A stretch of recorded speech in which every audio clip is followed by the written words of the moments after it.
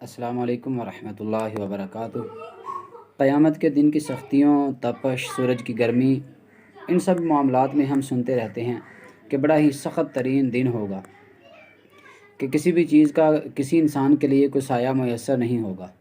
تو آئیے آج کی حدیث مبارکہ میں اس آدمی کا ذکر کرتے ہیں کہ جس کو اللہ اس سخت گرمی والے دن میں اپنے عرش کا سایہ نصیب فرمائیں گے۔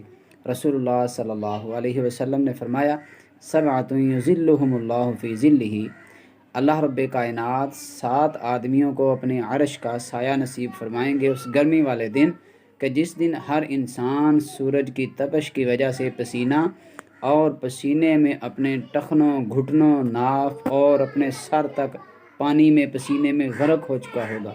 اس دن اللہ رب کائنات کچھ افراد کو اپنے عرش کا سایہ نصیب فرمائیں گے۔ ان میں سے ایک آدمی امام عادل، عدل و انصاف کرنے والا حکمران ہے، جس کو اللہ رب کائنات اپنے عرش کا سایہ نصیب فرمائیں گے۔